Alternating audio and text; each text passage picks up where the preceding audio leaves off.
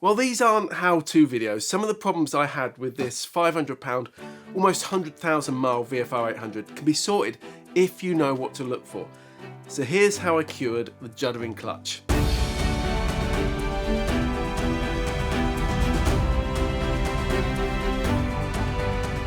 YouTube, forums, Facebook, they can all be kinda helpful if you've got a problem with your bike, but you have to take everything with a pinch of salt. Honestly, all I'm doing is following this Haynes manual, and if you're doing your own maintenance, I really do recommend you get one. Don't just follow me.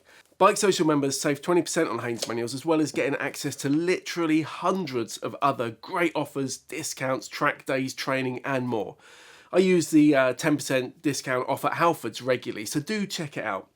If you bought your bike insurance direct with Bennett's, you've got it already for free, though anyone can join at bikesocial.co.uk/join. So when I got the bike, it ran fine, but it quickly developed this horrible juddering and grabbing when pulling away. It was like you just couldn't control the biting point in the clutch, and it made pulling out into traffic pretty leery.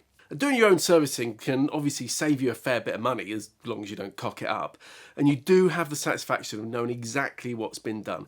If you're a bit of a control freak like me, it also kind of puts your mind at ease that things are just how you like them. What really helps save money though is using Wimoto for the parts. This isn't an advert. Once I found out about the Brighton-based company many years ago, I've bought from them ever since. They've been going since 1978 and are the biggest supplier of OEM and patent parts, so definitely worth checking out.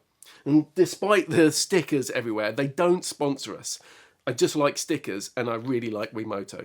So I got the TRK friction plate set, which cost just £48.66 compared to £127 for the original Honda, as well as a TRK heavy duty spring set for £8.15 and a clutch cover gasket for £8.23. I have replaced the clutch in a dirt bike before where I just laid it on its side so I didn't have to drain the oil, but on this one I did drain it first. You might get away with it on the side stand, but I'd always change the oil anyway just to be on the safe side. So first off, give the clutch cover a clean so the crap that's built up doesn't drop inside when you open it. It's worth noting some of the bolts are different lengths, so lay them out in order or poke them into a bit of card with the layout drawn on it. With all the bolts out, I had to tap the cover with a wooden mallet to free it, then it came off okay. But watch out though, as the pulse generator is fixed into the inside of the clutch cover, so either unplug it or unbolt it altogether. It's not hard to do. You could hang the cover to one side with it still connected, but you're gonna find it easier to clean the old gasket off later if you whip it off now. When you're replacing the clutch, you generally just have to remove the bolts from the pressure plate, then take everything out in order. Undo the bolts gradually in a crisscross pattern, don't just whip each one out fully one after another. On this bike, the OE Honda friction plates, they're the ones with the pads on and the lugs on the outside, are different at the front and back of the pack, so keep them in order. The TRK ones though are all the same. Some of the VFRs also have an anti-judder spring and seat behind the clutch plates, but that's not on this model, it came on the ones after. Oh, and when you've taken the pressure plate off, don't touch the clutch lever. Looking at the clutch basket, there were obvious indents where the friction plates had worn into it over years, which could have been why the clutch was behaving so badly, because they can kind of catch there and not move properly. They have to be able to move smoothly in that cage. Not that much, obviously. With the lifter guide and push rod out and the lock washer flattened down, the nut that holds the basket on is tight, 127 Newton meters tight. You need a tool to hold the basket while you're undoing the centre nut. Don't be tempted just to wedge things in there to hold it. So I made one out of some lengths of steel, which was just something suggested in the Haynes menu. To be honest though, it was pretty rubbish as it didn't hold very well. So I had to use my impact wrench to rattle off the nut rather than just using a breaker bar if I'd have been able to hold it tight. The basket has a big gear ring on the back that's engaged with the primary drive sub-gear to the right of it. This one's got a two-part lower gear that's sprung to keep the teeth slightly aligned. It's hard to describe, but when you see it, you'll see what I mean. It's like one gear that's split down its... split? Anyway, the point is you have to wedge a flat blade screwdriver in to line those teeth up. Now, I didn't read the next bit in the Haynes manual, so I jiggled the basket out from that, and then it got stuck again on the next cog, or the next gear. So I had to keep turning the engine with the timing bolt until it had come out. So don't do that. What I should have done was levered that gear, the split gear, with a screwdriver to get them in line. Then that would give me enough movement to get the needle roller bearing out of the centre of the clutch basket. Then the basket has enough kind of play in it to be able to come out easily without fouling on the other gears. Now, if the basket is really badly worn, you should replace it. But that's £677 from Honda, so I had no plans to, and that's why you don't want to break it when you're taking it apart. Using a file, I carefully dressed the sides of the uprights until they were smooth, and did a little bit of filing in the grooves of the clutch centre too, because the steel plates locate into that. It's only aluminium, so it's fairly easy to work, but do remember obviously to clean all the filings off when you're done.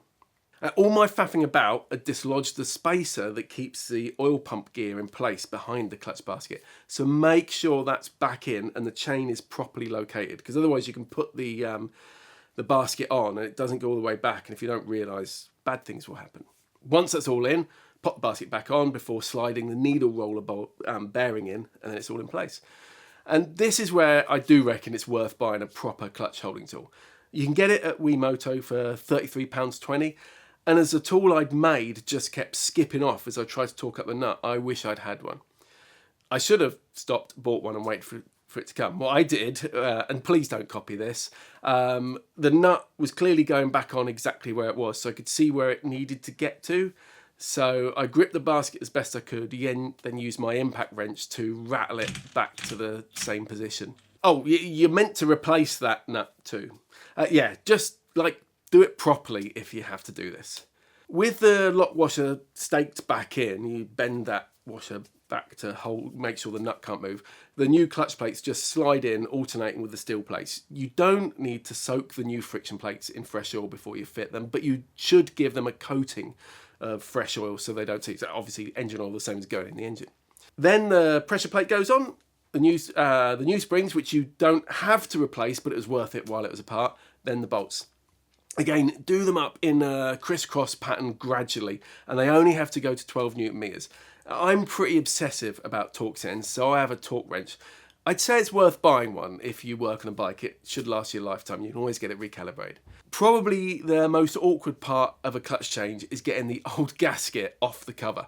I used a small glass scraper, but be really careful you don't damage the aluminium. Then pop the new gasket on using the pegs to locate it, the little pegs, the dowels that are in the case cover, and just make sure it stays in place. You offer the bolts in. It might sag a bit, so you might need to just hold it up as you just pop the bolts in before you start screwing them in. Just make sure it's all located properly. And finally, of course, don't forget to refill the oil. Now, I use rock oil, which is made in Britain and can be bought in loads of places, including Wiimoto, which means I can just order everything in one go and get it delivered really quickly. Changing a clutch isn't that hard really on most bikes, but it is worth following a workshop manual, and don't get distracted trying to take photos and video clips. Overall, the parts cost just £65.04 from Wiimoto, not counting the oil. I'd say it's worth getting the clutch removal tool too, but you only need that if you have to take the basket out. So for a normal clutch change, you shouldn't need to. But if the clutch is really worn, there's a chance that basket could maybe do with dressing. It's your call. For a normal clutch change, you do just need pretty basic tools, really. So did it work? Yeah, absolutely. I took the bike out for a ride after working on it that night, and all the juddering was gone. So result. This actually went pretty well, really. If you want to see things going wrong, check out this video.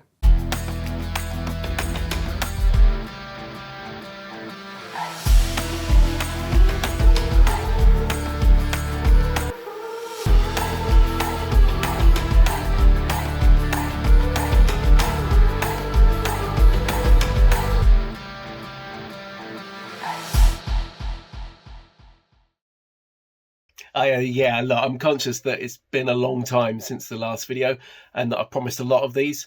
All I can tell you is there's another 6 more that I shot end of last year and I just haven't had time to edit them. So these are all a bit behind. This is all stuff that's happened before.